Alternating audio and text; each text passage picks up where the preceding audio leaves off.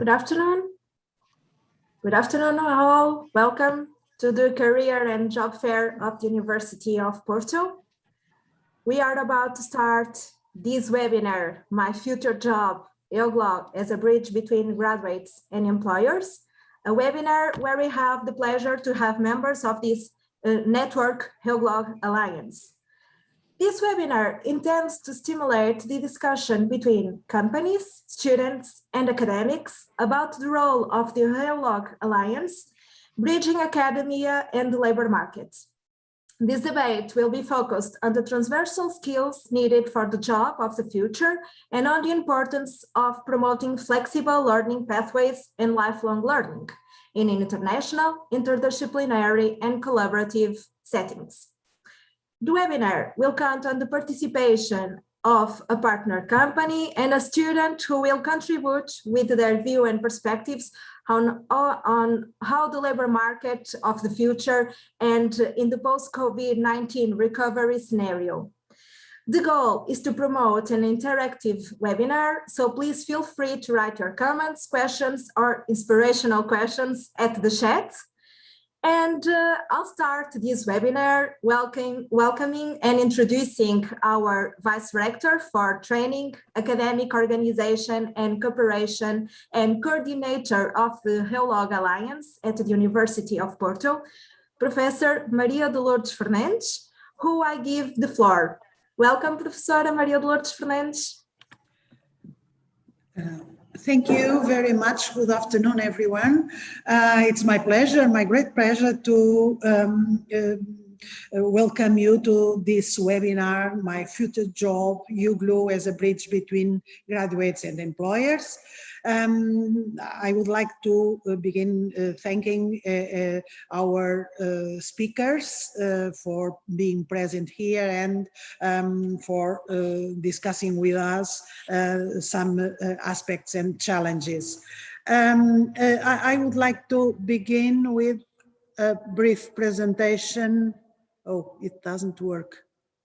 Do you? Just a moment, please, excuse me, but I have to do this. Now, do you see the PowerPoint? Are you seeing the PowerPoint? Not yet, Professor. Oh. Okay. Did you share already? Yes, I'm sharing. Just a moment, please. Yes. Just a moment. Okay. Okay. Yeah, now we're seeing, but in the edition mode. Okay. And now, yes, in the presentation mode, Professor, it's okay. Thank you very much. I'm sorry.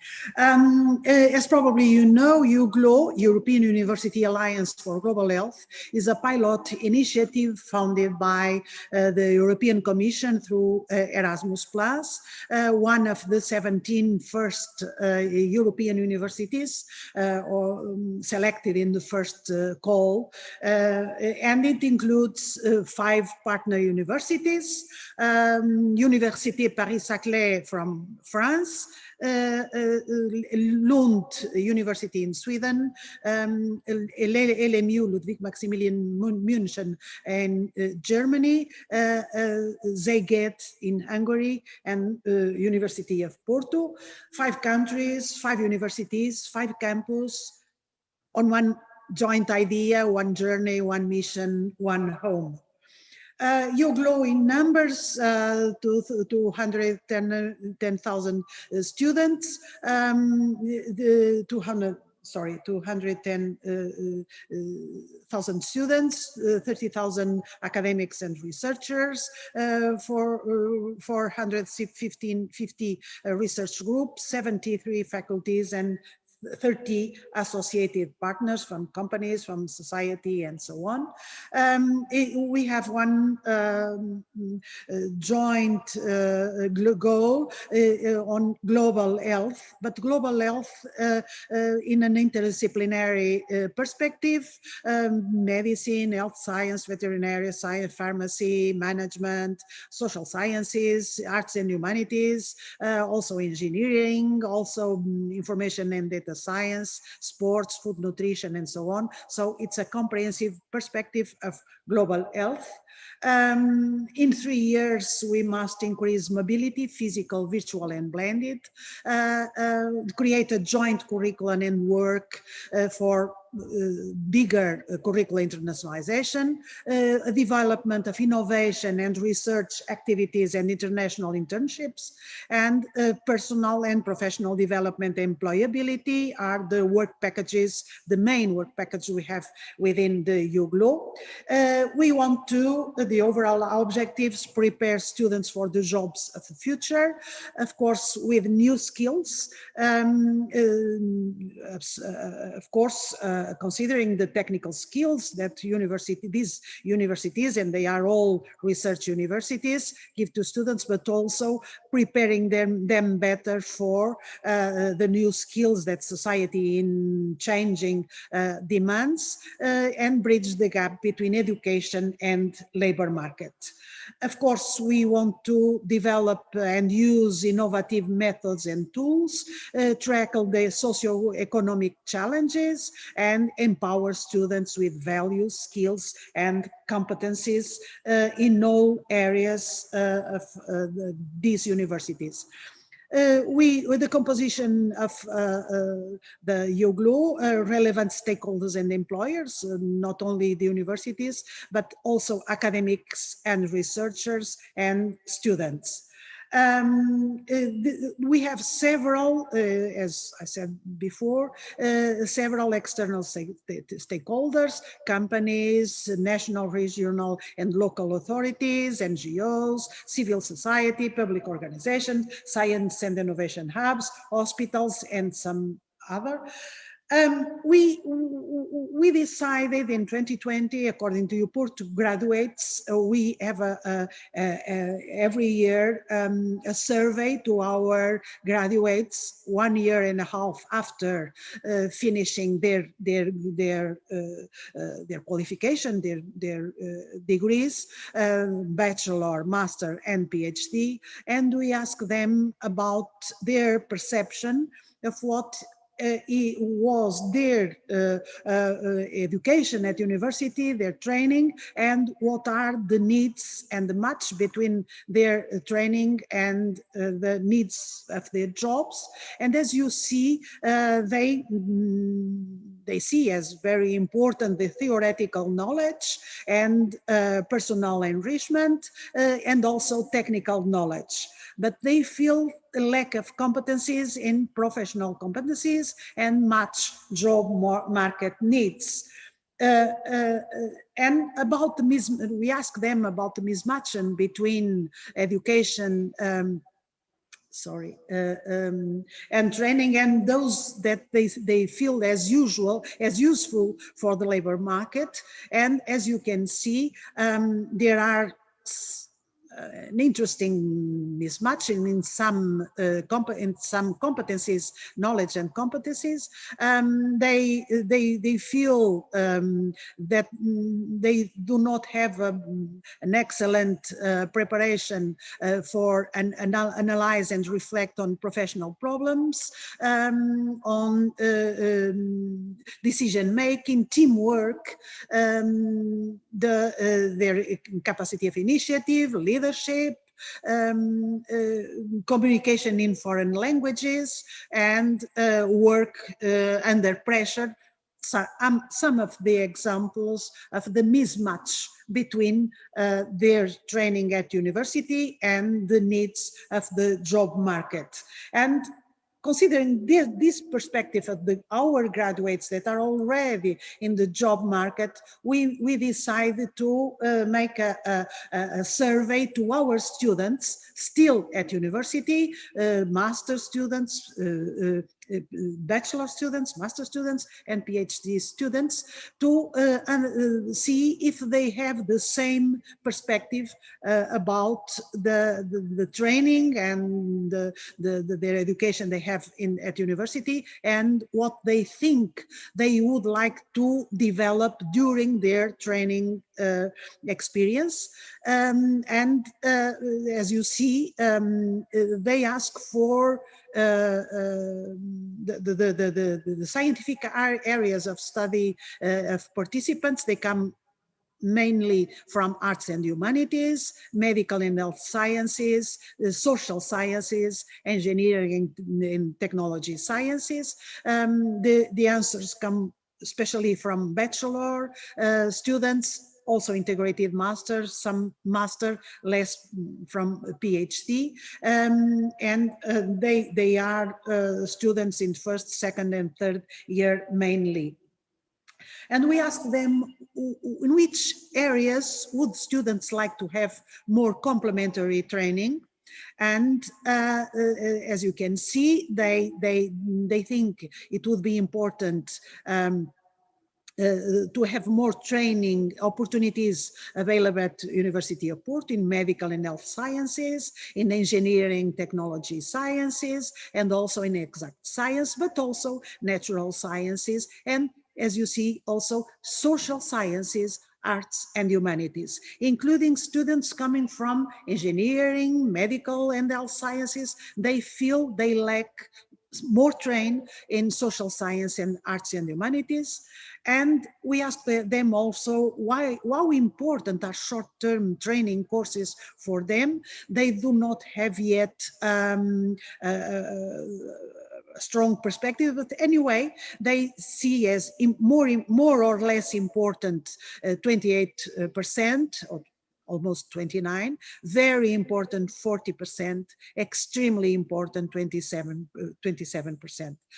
These are general indicators of students' expectations regarding the participation in short-term training courses. As you know, at this moment there is a large discussion in Europe, but also in other parts of the world, about the micro-credentials, the short-term experiences, short-term trainings, and as you see, also our students still at university and doing a long-term degree, first bachelor, master or PhD, they are already thinking that it would be important to have short-term training courses also for them.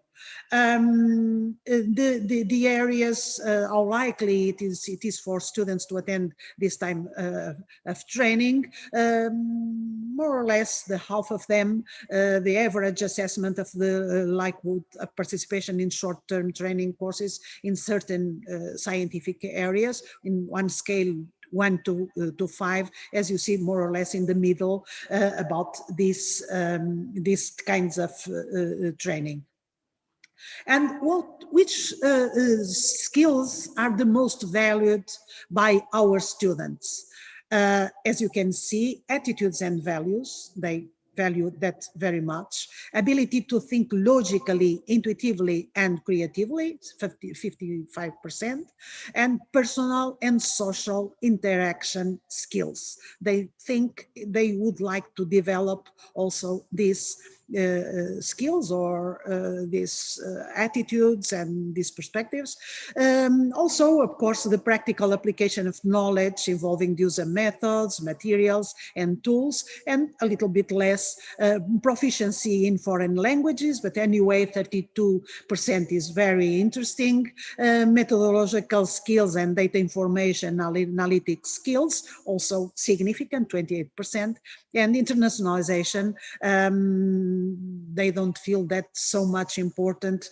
Probably some of them do not yet have the opportunity to make as extremely important. But anyway, more or less important, 35%, very important, 36%.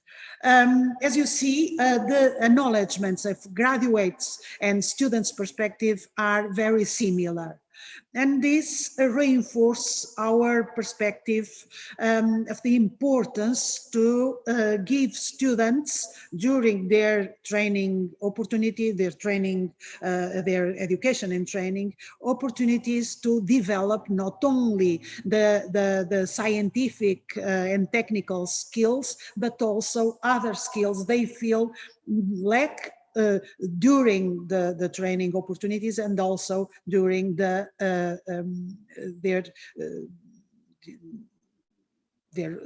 presence in labor markets. Now, our question, how can EUGLOH, the European University Alliance for Global Health, contribute to develop those competencies? I pass the floor to my colleague, Joana Resende. Professor Joana Resende, please, the floor is yours. Hi, thank you. Okay. Thank you, Lourdes, for sharing with us these interesting results on the students' needs.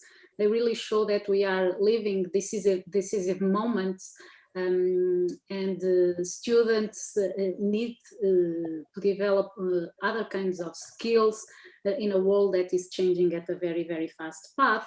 And projects like EUGLOH exactly aim at developing the citizens of the future through a fast changing education system. And EUGLOH is already trying to contribute to this near future, and in particular the work package that is being coordinated by University of Porto aims precisely at fostering the personal and the professional development of EUGLOH students. So how are we doing this? We are developing a wide range of diversity where all the partners are actively participating to develop joint programs that show our commitment to the European values and to creating responsible citizens to address the many societal challenges we have these days, with a high focus on intercultural communication that allow our students to work in multidisciplinary and intercultural teams, getting them ready to a labor market that is increasingly global. Of course, inclusion and diversity is also something that we highly value, and we are deeply committed to build an inclusive higher education and to transmit this value to the students, so that when they leave university, they conduct their professional careers also along those lines. And we also design specific activities where we allow students to develop an entrepreneurial mindset. For instance, we have around 1 year of activity, and we already have several entrepreneurship courses organized by all the partners universities, and these courses are also an opportunity for the higher education institutions to test innovative pedagogic methods. So, for instance, we rely a lot on problem-based settings. We rely a lot on gamification activities that try to motivate students more and to oblige them to work with real-world problems that will certainly allow them to acquire valuable competencies for the future. So we also try to when they are facing these real-world problems, to enable them to develop critical and analytical thinking, to develop their ethics and responsibility skills, to promote creativity, which is extremely important because, as we know, there is a huge change going on in the job market, and with the automation and artificial intelligence, for sure, creativity will be a critical asset for our graduates to thrive in their professional careers. Teamwork is also something that is very important within all these EUGLOH activities. Adaptability, it allows students to develop their leadership skills in contexts that are a bit challenging, because within the EUGLOH we always try to set up multicultural teams, and so for them they have to develop their leadership skills within a team that is composed of different cultures, and we are having very, very interesting feedback on those dimensions, well, and many more. So we have happily, at this stage, I would say, we are reaching 100 activities in the EUGLOH overall. EUGLOH is not only about this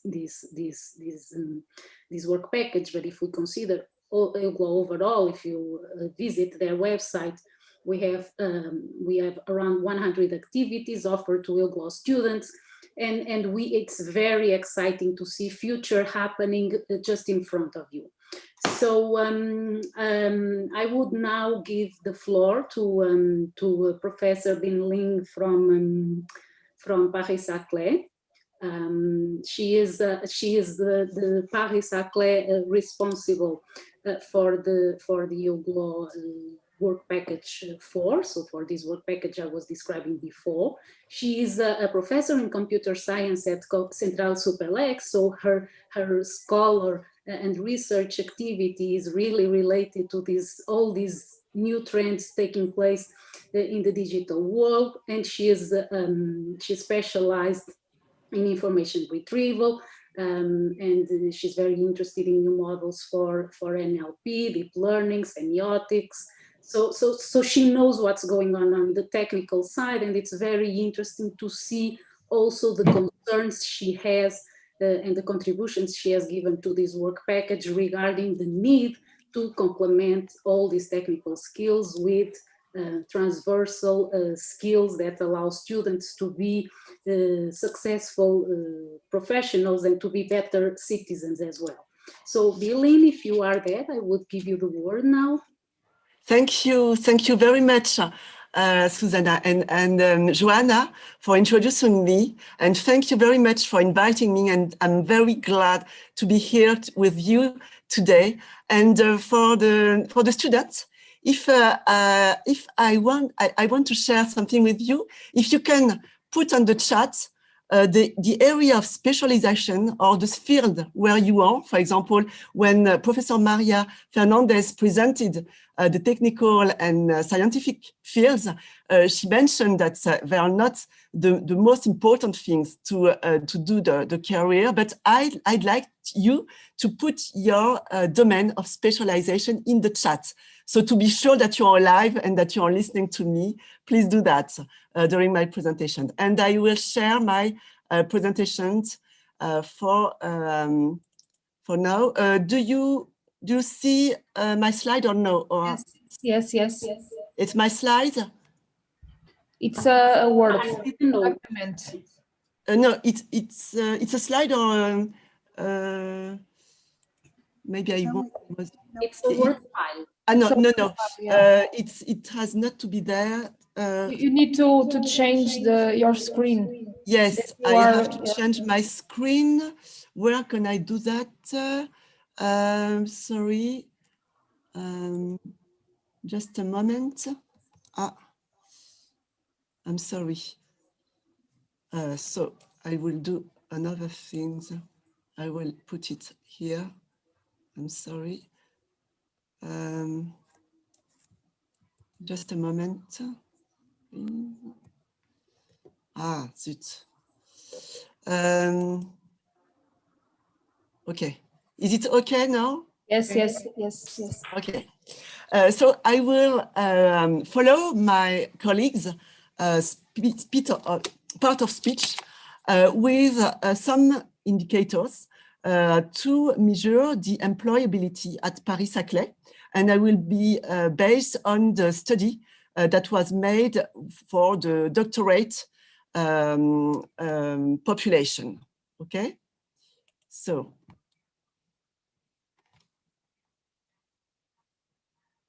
Okay, so as you see in this slide, the competency framework that was made by the European Council, professional and technical expertise is in the second square here, operational, and it is only a very small part of all competencies that have been identified. You have managerial with leadership, decision making, and so on, and interpersonal with relationship building, negotiating, communication, influencing, resilience, adaptability, which are very present. So this is the second slide from the World Economic Forum that states the top 10 skills at the horizon of 2025.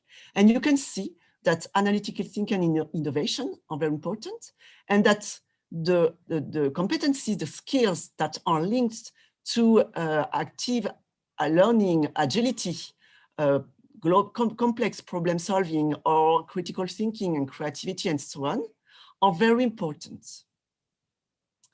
And here we have a study that was conducted on 2010 and 12 that states the matching between the competencies that were required or asked by the companies and those that were put before in front of the best competencies developed by the PhD students.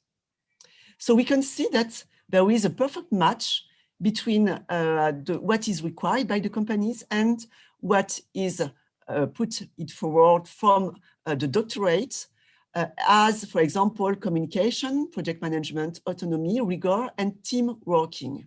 And we have at the low level, computer science and relationship. So from this observation, at the University Paris-Saclay, we identified different categories of professional careers in order for the student to project by the way of the module training. For example, if they want to be a researcher or lecturer, researcher in academia, or if they want to work in private sector, research and development, research, if they want to be entrepreneur or leader in the innovation and research sector, or consultants conducting studies and expertises in companies, or even if they want to be scientific mediators or scientific communications. So the first step for building the transversal program, doctoral program, was to put three important axes. The first is to provide an overview of the sector and all the career where they can imagine that they will be in several years. The second is to provide courses that were decided in conjunction with companies and professors, and that help students to develop the skills that were previously presented by my colleagues, so that they can be competitive in their chosen sectors. And the third was to enable them to identify the context where they can work and to put in front of them the companies, the employers that will be the recruiters several years afterwards. And to do that, we built different career paths according to this perspective of jobs. And we did that in the perspective of the transferable skills. Why? Because every jobs in these three of competencies, even if it's direction, computer science, communication, law, commercial, human resource, and so on, every job needs these transversal competencies. As you can see, teamworking, interdisciplinarity, creativity, negotiating, critical thinking, and so on. So the basics of that is that these transversal skills are needed by the companies for all the jobs at the top of the tree. And I'd like to continue with an example of the study we provide for the employment at the University Paris-Saclay concerning the population composed of 2,400 PhD. And this study was conducted in 2019 for the answer. We keep this population graduating in 2016 and 2018. So that the first result we have is the very weak less of unemployment, which is 5.4% for a population that is composed of 63% of French people and 36% of outside French people, for foreign people. The population is composed of around 60% of men and 40% of women. So this is the repartition, the distribution of the nationalities of doctors. And this is the areas of research that concerns the PhD students that were, the doctorate that were questions. So we have a large proportion of scientific people with 23% of biology, medicine, and health, which is concerned in EUGLOH. But we have large proportion of physics, and the rest of population concerns information and communication sciences and technology, mathematics, chemistries. And we have a weak volume of population concerning management science, economics, and earth and science. So there were questions about the professional career project. And as you can see here, you have a very large proportion of students that want to conduct either teaching or research in private sectors and working in company in the fields of research and development or in public research. And very few of them wanted to start business or work in public sector or evolve in other activities. And the second study was to ask them what is the sector of activity of the employer. And as you can see, the majority focused on teaching, research and development sector. Research and development is very big part of this sector. And the rest of the repartition, the distribution concerns industry, specialized scientific or technical activities, and human health. And from the type of employer, we have private company or public service that are majority. And you can have more aside public company or non-profit organization or international organization. Okay, so to conclude my presentation, you have here some figures about the place where the doctorate or after 2 or 3 years of the defense of the PhD. In France, where there are 68%, and are very satisfied about the openness provided by the activities. 86% were very satisfied or satisfied. And for the pay, which is important, I think for everybody, 75% are very satisfied or satisfied. And for the satisfaction with the matching of the job, with what they imagine of from the PhD, 86% are very satisfied or satisfied. These are the end of my presentations. Thank you for your attention. And if you have questions, I will be very pleased to answer you and to interact with you. Thank you very much, Bich-Liên, for this very interesting presentation. It's actually interesting to conclude that both at U.Porto and at Paris-Saclay, it's clearly perceived the need for the development of transversal skills, and it seems to be consistent at all levels of the education. So both for the first diploma and also at the PhD level. This is very interesting information.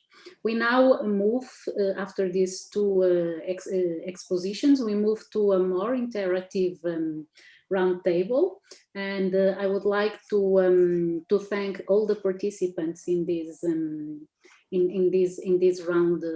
roundtable.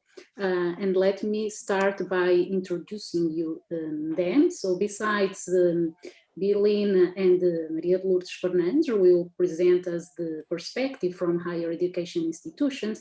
We also bring to the discussion the perspective of firms, and we are very pleased to have here today Nuno Ferreira, who is the Human Resource Director at Efacec. He has a degree in psychology, an MBA from Universidade Nova de Lisboa, and a course in executive leadership development at Stanford.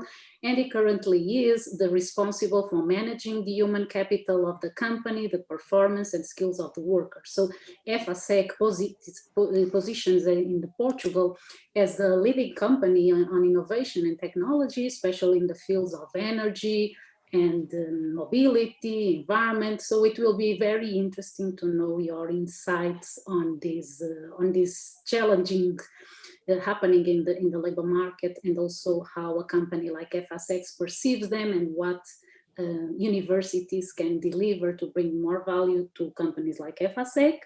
And I would also like to welcome Ana Oliveira, who is a PhD candidate at the Faculty of Economics at University of Porto. She is well acquainted with the EUGLOH project, as she is the student representative in the work package devoted to the development, to the professional and personal development. And also she is actually doing research on the impact of technological change on economic growth, on the labor market, and on income distribution. So it will be very interesting also to know her insights on this, as someone who is studying the matter and someone who has the future ahead, and to understand how she sees the students' needs to better achieve these, to better address the challenges in the labor market. So thank you to all of you. Let me remind you that we also have participants seeing us from the streaming at YouTube. So I would like to invite all of you who have questions to share them with us either on the chat or on the Find You platform. They will find a way, I think, to bring us the questions to the table. And I would immediately start the debate by asking to Nuno. So we have seen here that universities are changing. They are considering more and more important the development of the so-called soft skills. Is it the case that Efacec also perceives them as important? And I'm speaking here of Efacec, but if you have other experience, it would also be nice to bring them to the table. And I would also like to add to this question whether you see also, what is your experience with the absorption of PhD students in Efacec? We have seen in the Bich-Liên presentation that only 39% of PhD students are working in private companies in their study. How is it the case of Efacec, if you are hiring PhD students or not, and if yes, if you see as an important matter the development on transversal skills also at the advanced education level. First of all, thank you for the invitation. I'm very pleased to share our experience in Efacec. And since you put me two questions, I will start for the transversal skills. The transversal skills are very important for every company, and we tend to develop it inside of the company, because usually, and since we hire students straight out of the degrees, we need to develop those skills inside of the company, and we need to promote the development of those skills inside of the company. So that is a very important part of what we need inside of companies, and we tend to develop it internally. Of course, also in the recruitment process, we try to assess those skills. When we recruit from University of Porto, from engineering faculty, we know that the technical skills are there because we trust the university, but we need to assess if we have the transversal skills needed to align to the company and what are the needs of the company. And that is the first point. I think it's very important, not only in Efacec, but also from other experience that I have, and from the knowledge that I have from the market, because I know all different companies, and I know that it's very important, and it's one of the most important parts, because usually we know that the technical part is taken care of, but we need to take care of the other part that is not so taken care on the higher education institutions. Then regarding the PhD, we have PhDs inside of the company. We hire PhDs. We are a technological company, so we need to develop, and we are always trying to innovate. And we not only hire PhDs, but we also develop PhDs inside of the company. Many times what happens is that universities come and talk with us to develop some PhDs inside of the company, and it's one of the options that we have. And we went up to develop those degrees with some students inside of the company. So we are always open. We cannot be other way, because we are in a technological market, and we need to keep innovating every day. So the knowledge that comes from the university is essential for our success, and is essential for marking our position inside of the market. That's indeed, I think that's indeed the case. I mean, it's a reality, it's there. And it's also very interesting, your perspective of developing the skills also inside the company. So it's something that never stops, really. Anna, I would now like to ask you if, as a student and as someone who is actually doing research on these questions, if you look at the results of this survey and you see if they are aligned or not with the research you have been doing regarding the growing automation of the labor market and the impact of this new trend on what the skills will be needed for us to address these new configurations, and what is your opinion on that? Thank you. Thank you so much for the invitation, first of all, and good afternoon to all. So in general, I mean, the impact of automation and technological change in the labor market is huge. The scope is huge. So we could spend all day years talking about that, but specifically regarding the interaction of how technological change impacts the career prospects of college students.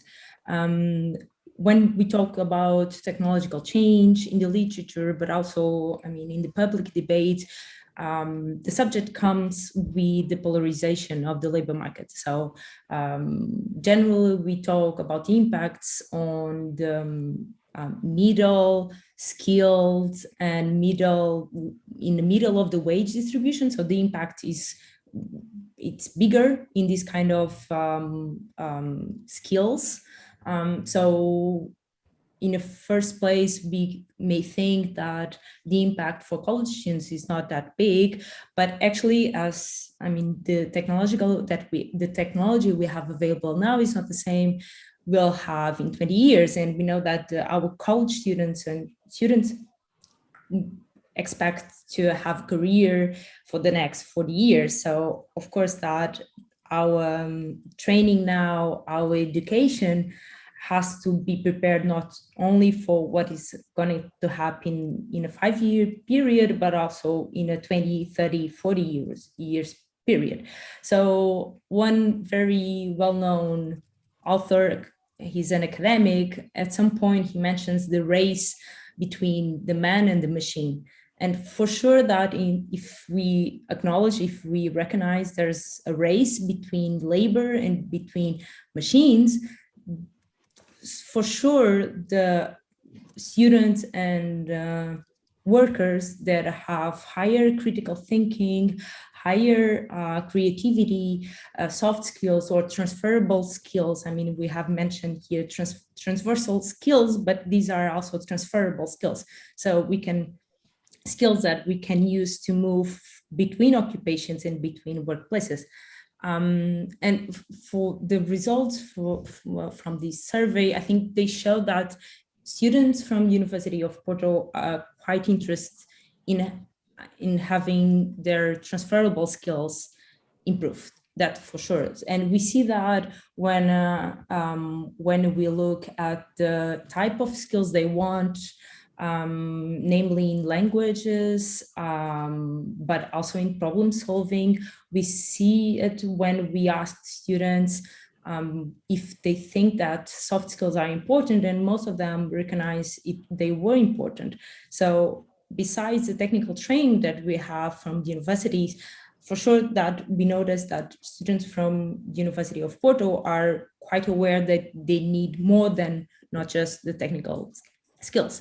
From a student point of view, and we have the feeling, at least in my cohort, so I'm finishing my PhD, so I'm already 30, and I have a bunch of friends that they didn't follow academic career, they didn't take the PhD, but in our cohort, we recognize that firms most of the time don't acknowledge, or they don't recognize properly these transferable skills. So in our labor market, and I'm talking about the Portuguese labor market, which is very specific, but it's hard to change between occupations. It's hard to change to make a transition. And I'm not talking about revolutionary transitions between like starting from being an economist to becoming a medical doctor. I'm talking about small transitions between occupations. When we are in our late 20s, beginning of our 30s, it's more than normal to want to move from one occupation to another, from one specific job to another, and we have troubles in doing it. So even when we bring with us a couple of some of these soft skills that students perceive it as important, some firms see it as important, but when it comes to these transitions, occupational transitions, we see it's hard to have them happening. So yeah, I think for sure, if there's this broader understanding that these are important, these kind of skills are important, we need to see them, to see these occupational transitions, and also like at the level of PhD employment. Of course, that a PhD or a doctorate brings with him or with her problem-solving capabilities, a lot of soft skills that in a first moment, firms cannot, maybe they not perceive them as important, but they can add a lot to a firm. And so far, looking at the data, and we know that doctorates represent barely 0.2% of the private labor market in Portugal, data from 2018, quite recent.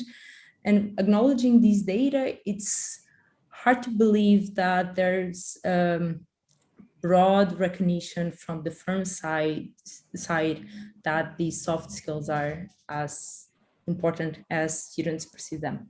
Thank you. I hope I have answered. Thank you, Anna. We certainly still have a long path ahead of us at least as far as concerns the integration of PhD students in the private sector, and programs like the ones Nuno was mentioning of allowing students to develop their PhD thesis already in the context of companies might be, if we do that more, with more intensity, perhaps it's a way to start step by step addressing these kind of issues you were mentioning that for sure are still there. Now I would like to ask, to turn into a different subject and ask Bich-Liên, how do you think a project like EUGLOH, which is, a very ambitious project, so for those of you who don't know it yet, the goal that the European Commission has made to all these higher education institutions was to reach until 2025, 50% of student mobility within all these universities. So in our case, it would mean 100,000 students moving around the EUGLOH universities. This is very challenging, I mean, for the universities, but also for our academic communities. So the question I would like to ask Bich-Liên is what kind of opportunities you see as a professor, as someone who is working both on the, on the technology side, but also on the higher education side. What opportunities do you think EUGLOH and more broadly the European Commission project on building the European Alliance can bring to make higher education institutions more effective in developing these transversal skills in our students? Thank you, Joana, for these questions. So I will answer from my part as a teacher. It's right, that's right. So I think that you're right. EUGLOH is a very challenging and very ambitious project. And as I'm a teacher, and as you are a student, you have to feel that it's a good opportunity, both for my students, both for me, to create something that is new, to create something that makes sense. As I see in the chat, there are some of you were interested in pharmacy, in psychology. So you choose something that makes sense for you. And for me, the beginning of the project is what makes sense for me. What makes sense for me is the sharing of all my activities with a broader audience. And this is what I want to put away, in fact, to put in my priority.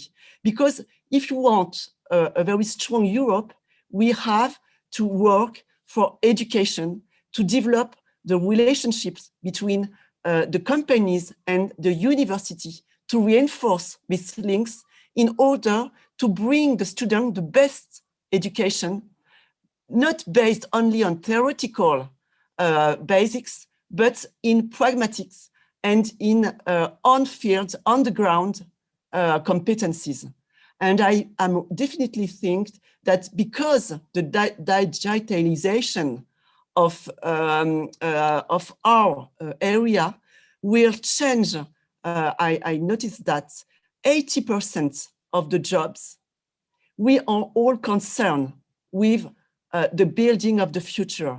And you, because you are students, because you are younger than me, you have to help me as a teacher to build together the best education I can do with my competency, with my skills. So I think that I see the question in the chat. Somebody say, what sort of course will you offer with EUGLOH? I can offer communication courses based on technical, for example, computer science from my side, but a larger communication, including interculturality, including dialogue between all parts of the European countries we have. Because Germany have different habits. In Porto, Portuguese have a different way of thinking, way of making things. We have to definitely to have open-mindedness to start a real collaboration. It's not in the paper, it's on reality. And we have to share our competency. We have to dare to share competencies. And that is the signs I want to promote from my skills and my technical skills in computer science, artificial intelligence, and natural language processing, which are my domain. Thank you, Bich-Liên, for these very inspiring words and for reminding us that we really need to dare to share and to leverage this cultural diversity that Europe has to take it as an advantage for European positioning in the near future. And I would now like to ask Maria de Lourdes Fernandes a bit the same question. So in the current scenario, we know that Europe needs knowledge, skills, and competencies. What do you think universities can do to fill in the gap between the formal education and these needs of the labor market? And also what EUGLOH how EUGLOH is already doing that in the case of the University of Porto? Thank you, Joana. Of course, we are doing already some changes in the curricula. We are trying to introduce in all curricula, for bachelor, master, or even PhD, some transversal skills. Some of them are especially, they may be taught courses, but in other cases are the recognition of experiences that students do among them, or initiatives they do so that they can develop those competencies, the intercommunication, the interculturality, and so on. We are trying to reinforce the experiences of internationalization at home. For instance, for our students that don't have the opportunity to make a mobility experience, now we will have the blended mobility, short-term blended mobility in the future, but we are trying to give our students the international experience. And with EUGLOH, we began doing these experiences. Many of our students made already some courses, some activities, for instance, a rush game in pharmaceutical communication, the innovation for health, many activities where students were able to interact with colleagues from the 5 countries. And this is the evaluation the students do of this experience is very good, normally 4.5 out of 5. So the students recognize that these experiences are new experiences. These are international experiences. Of course, we do this virtually because of the pandemic, COVID-19. We can't move physically, but at least we give these experiences, taking advantage of all we have learned about digital communication in the last year. And the idea is to put students together with different teachers, not only their teacher at home, but also teachers from other universities, other researchers, and so on, so that they can understand different cultures, different academic cultures, different ways of thinking, as Bich-Liên also already said. And this is, we are convinced that this is a very important experience for the students.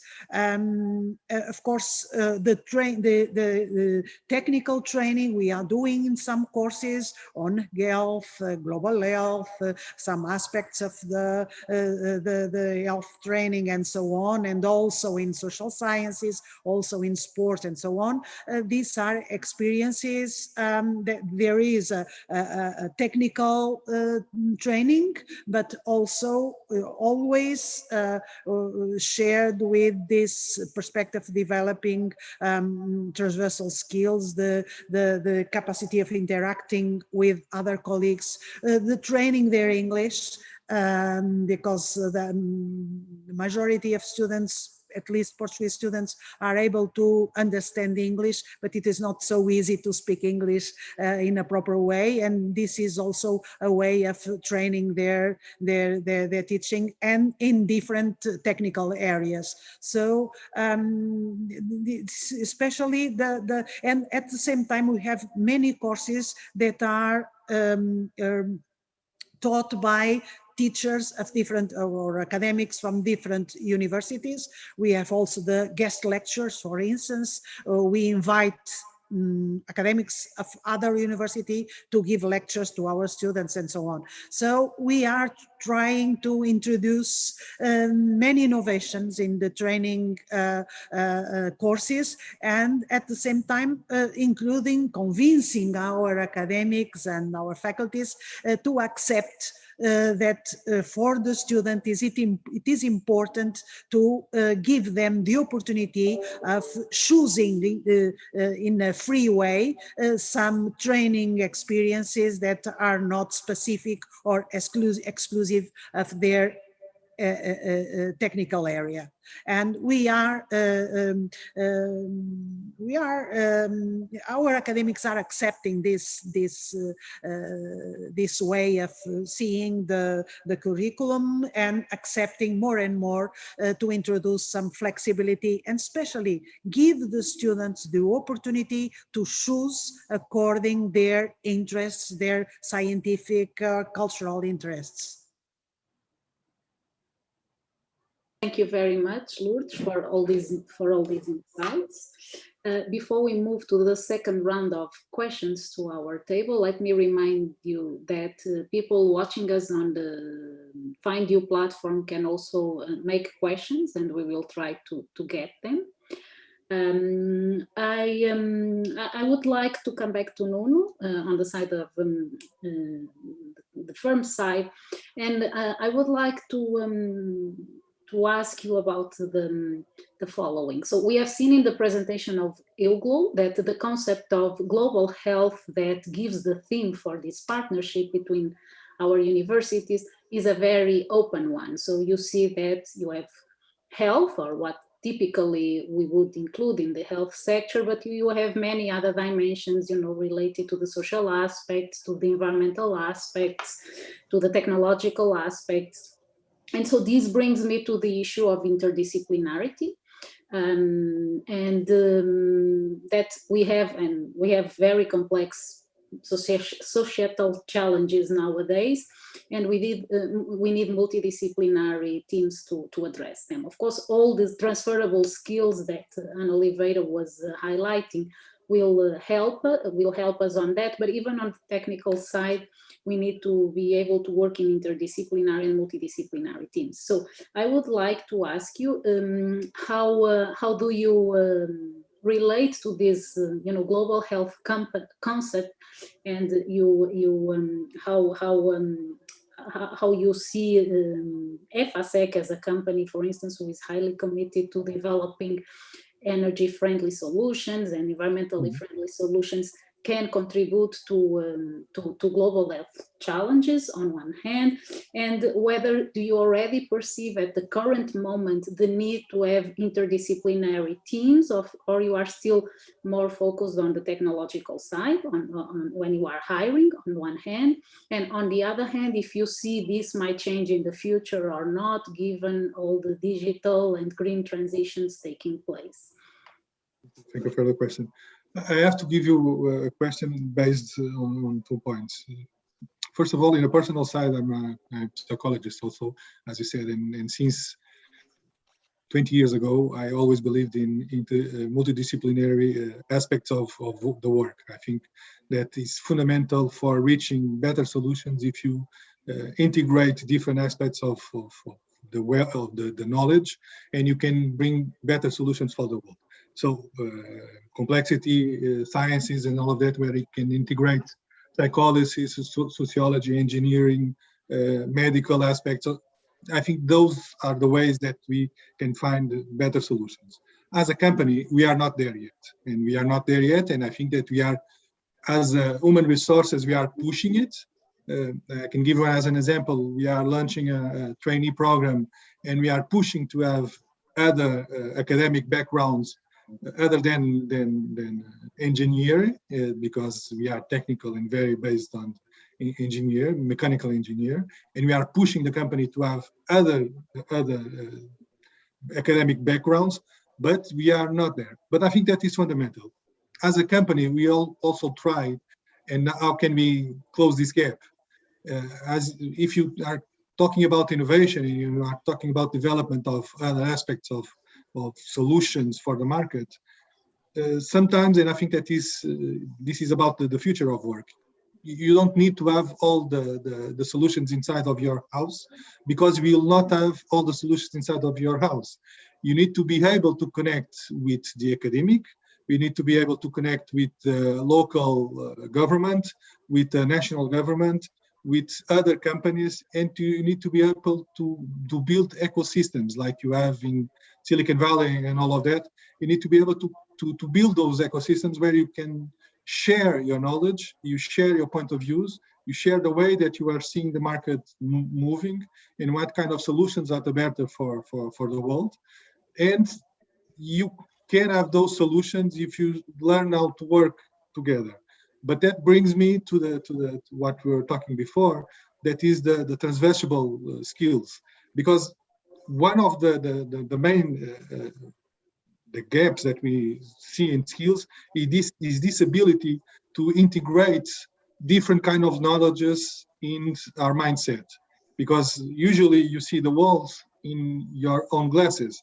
And if your own glasses are medical, you see the world as a medical point. If it's psychology, you see it as another point. If it's sociology, you see it as another point. And being able to integrate other points of views, being able to build solutions based not only on your glasses and in what you see, but also in what other points of views and other people see, is one of the skills that you need to develop. And I don't know if you can do it by training. I think that you need to build programs that gives you hands-on experience, and you can try to make different things and to try to reach solutions by yourself and with others, not by the traditional way of training that you present something and people accept it. I don't think that will make it. I think you need to have programs that are between companies and universities, and you build programs where people can experience and have hands-on on trying to reach solutions with different aspects and different points of views of the participants. Thank you very much, Nuno. Well, it's really good to know your views on that, because it's precisely aligned with what we have been doing here. We are trying to push for this hands-on, which we also find it's very important. I mean, you need to find a balance, right, between the technical and the personal development, but we really feel as very important. And sometimes the process, although completely different, leads to much better results. So I think so far the EUGLOH experience and the kind of activities we have been doing is proving exactly your point. So let us see if, I don't know, in some years these graduates reach the job market, and how it will be. But I actually think there is no option, you know, more than something that you want to do. It's a need. There is no option, because the world is changing fast. Everything is very complex, and if you are not able to bring multidisciplinary teams to work together, then it will be very difficult to thrive. I mean, as someone else and in other countries will do it. As a person, as an institution, or as a country, or as a region. That was exactly what I was going to say. And so I would also like to hear Anna about this aspect, starting with taking this as a starting point, and also considering a question that has been posed in the chat, if you think that PhD students are also aware of the importance of transversal skills. So you brought the issue in your previous intervention that sometimes it's very hard to change your occupation, and when you see the figures, indeed transition rates are still very low across occupations. But if you feel, according to your experience, if PhD students are already aware, or generally of the importance of transversal skills, or if they are still too focused on their research and kind of don't put as importance as it should be in this kind of skills, of course, based on your personal experience on this. Yeah, I just have my personal experience, so, but thank you for the question. I think the answer is twofold. So I think more and more PhD students are focused on transversal skills, because we know that academia has had a hard time to absorb all the new PhD students in the past 10 years. So of course that private sector started to be more and more an option for the life after the PhD. And if we consider that private sector is an alternative to the academic path, so I think more students, more and more PhD students are concerned about the transferable skills. I don't think, maybe it's not enough, or maybe a lot of them are still don't recognize the transferable skills that they have embedded just because they have run through a PhD. For example, in general, we have to read in English, we have to write in English because most of publications are in English. So in terms of, for example, language skills, we actually have them on us.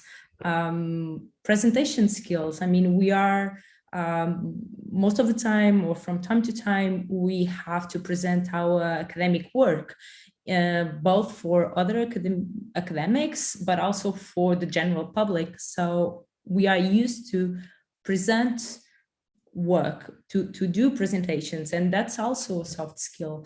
So it's true that we have to invest more.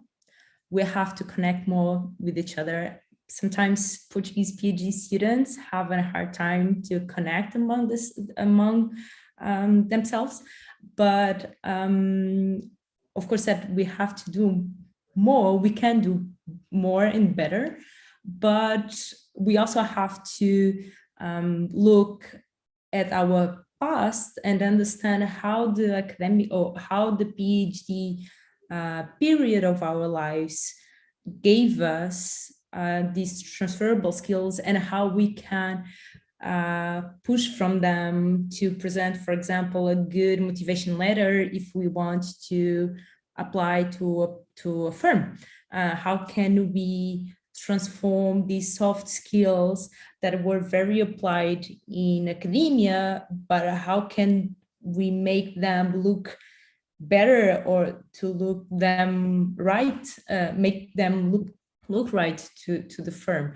So yeah, and the question also asked how we could develop, how PhD students could develop transferable skills, and for sure there are several short-term courses, and I think EUGLOH has made a great job in posting short-term training for graduates. The supply of short-term training has been amazing since teaching skills apply to the online world that we are living in, but also voice training. I mean, just to name a few, but indeed the EUGLOH has made an amazing job for graduates in terms of their transferable skills. And then just a topic that I would like to hear from you about the multidisciplinary work, which we have discussed previously. That is something also very important, and it requires everyone to have these kind of skills that we are mentioning. Do you think, based on your experience, did you have already opportunity to develop these possibilities? And if not as much as you wanted, what kind of activities or skills are needed for us to create more opportunities for this interdisciplinary collaboration inside the university and with external stakeholders as well? That's a very hard question. I think that academicians are the worst in multidisciplinary work. Actually, I don't think that we score good in terms of multidisciplinary work, but it's the transversal area. So I have the same background, so I know what you are. Yeah, but I think it's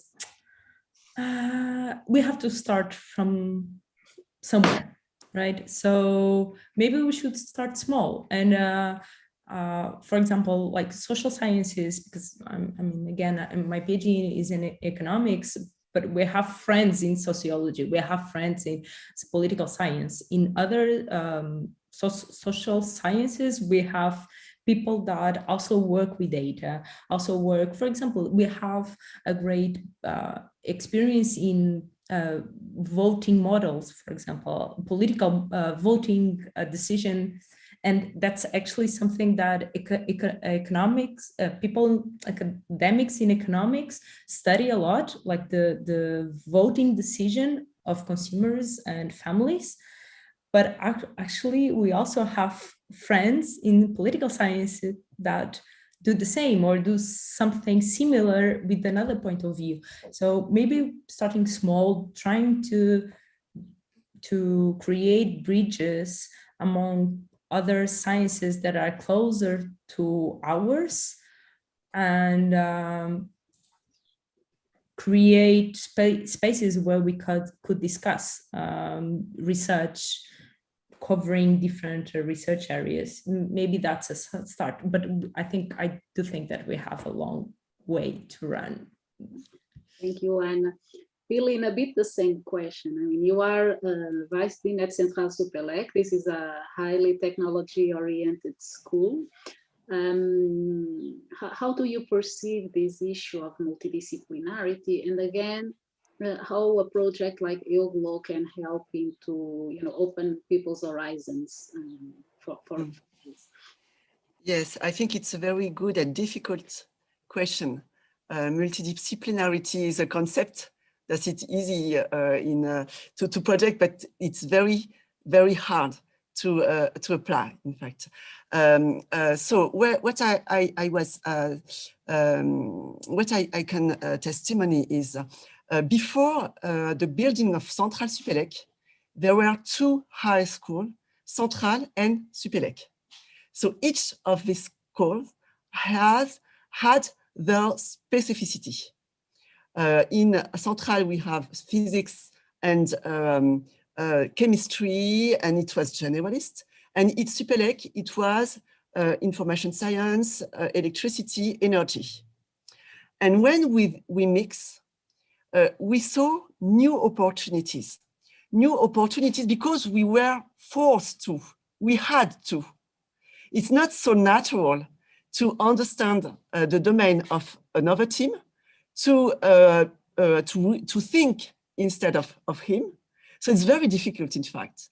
But when you have to do that, you have to open your reflection to think differently. And I think that this is the heart of the multidisciplinarity.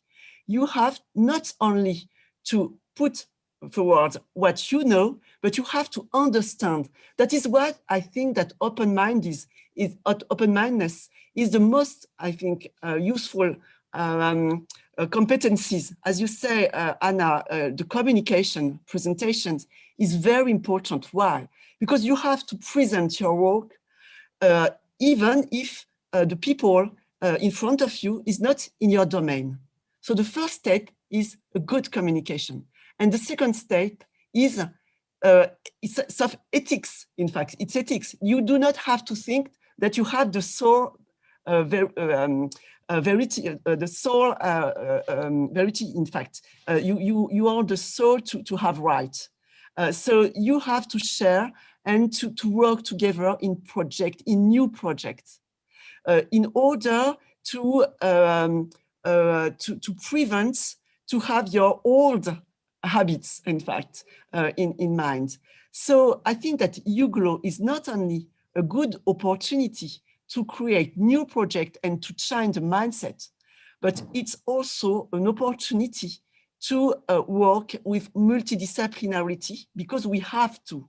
If you put money to promote this multidisciplinary project, you will create projects that will be held by different domains, different researchers from different countries, from different culture, and we have this basic and common basics, which is science or economics or science or social science. I'm not. I don't know, but we can have these fundamentals as a basics, and the rest is a question of open-mindedness. In fact, the ability to work together in new project and with an objective, which are the global health values. Because I see that it works when we join the two schools, Central and UPSaclay, I'm sure that we can take this opportunity in EUGLOH, because it worked in Central UPSaclay. We could create real project, and it was not fake. First of all, it can be fake because you want to get money. And so you participate and you use the good language to, you put artificial intelligence in all and ethics and empathy and these words. But you have, afterwards, you have to demonstrate that you get the money, not for doing nothing, but to create some new things. So I think that we have to keep these spirits in the EUGLOH project. Thank you, Bich-Liên, for sharing this experience, and also for reminding us that, well, having the money in front of the table may also be important. So this would open the door for, for another roundtable, but public policy may also have a very important role in bringing that extra incentive for projects that have such potential to actually reach the maximum they can, and hopefully. I think EUGLOH and the European alliances have everything that to make them successful. Lourdes, now a question for Maria de Lourdes Fernandes. I would like to take the subject under debate, the multidisciplinarity, but now I would take it under a slight different view. We have talked a lot about education of PhD students, but actually nowadays we know that we talk a lot about lifelong learning needs and about reskilling and upskilling, and again in this kind of involvement, the call for more involvement of universities on this type of learning, which is completely different from the one that we do at undergraduate or master level, also calls for multidisciplinary. I would like to know your views on that, and also how can we do to combine the role that universities can have with something that Nuno was mentioning at the very beginning, that companies also develop the skills of their workers internally, and they have certainly plans for development careers. How can we see or not collaborations between companies and universities to reach multicultural works for reskilling and upskilling and all that? Thank you, Joana. Of course, lifelong learning, when the concept appears some, 10, 15, 20 years ago, it was, nobody understood very well what was lifelong learning, because there were a perspective of higher education qualification, and then people had an employment, and only some of them would change. Nowadays, it is completely different. Our young people, not only because the job market changed very much in the last years, especially due to technological changes, but also social changes. The world is different in many ways. And what the experience, for instance, with the Bologna process showed is that in the beginning, everybody was were afraid of the short short-term or relatively short-term degrees, 3 years, 2 years, and in some areas it was really a shock seeing these changes. But now what we see is that students want more and more this interdisciplinarity, doing, for instance, one bachelor degree in one area and a master degree in another area, and then they do another master. And now with the concept of micro-credentials, short-term courses and so on, we see that the people in the market want to upskill or in some cases to reskill their competencies, doing some training related with the new knowledge that research experience bring to the society, to universities, to society, and so on. And as including in the field of research, changes are more and more quickly, more and more rapid,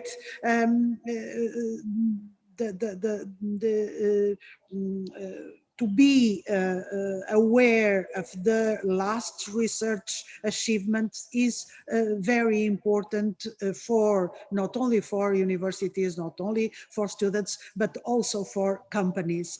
And I think we have a long work to do with companies to understand better what they need and what they think it is important for development of their area of production, and at the same time to give them some perspectives about what research is bringing new in universities. So I think the collaboration between academia and companies and society and public and private entities is very important for the new universities and for the new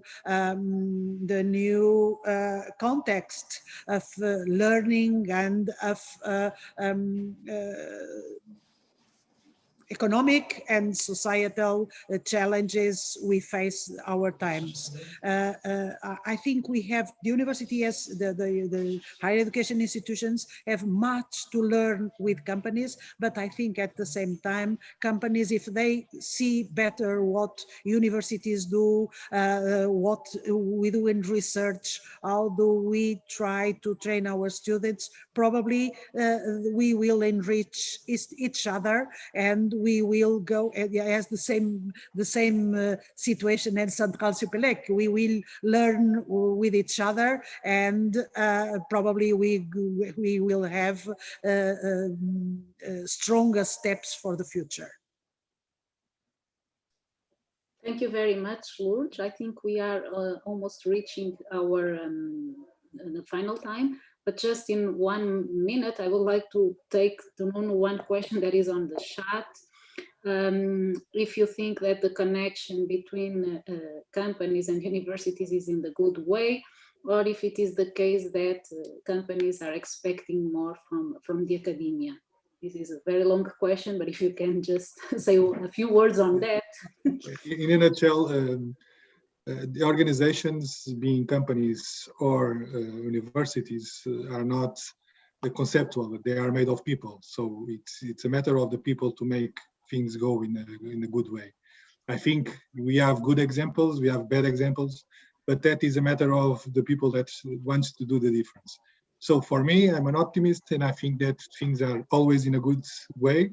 And if companies expect more from academia, probably the universities expect more from the companies. So what we need to do is examples like this one, to put one talking with another, and to try to make a good solution for the future. And I think that is our role as a person, and that is my role as a person, to try to contribute as much as I can to make this future. So we are in a good way for sure, And if you are not, we have to make a correction on that. Well, thank you for this optimistic word. I think is an excellent way for us to close the debate. I would like to thank all the participants in the round table, also for all the people who were watching us on the streaming. And we will continue these discussions. So thank you, everybody. And I don't know if Fernanda wants to say any final word. Yes, thank you, Professora Joana Resende. I would like to thank everyone for being here and for attending the session also at the stream on Find You platform. And yes, we will continue with the fair, so you are also invited to go to the platform. And if you want to do some networking also with companies, please, you're invited for that. And it was a pleasure to be here with you all. Thank you so much. Thank you. Thank you. Thank you. Thank you.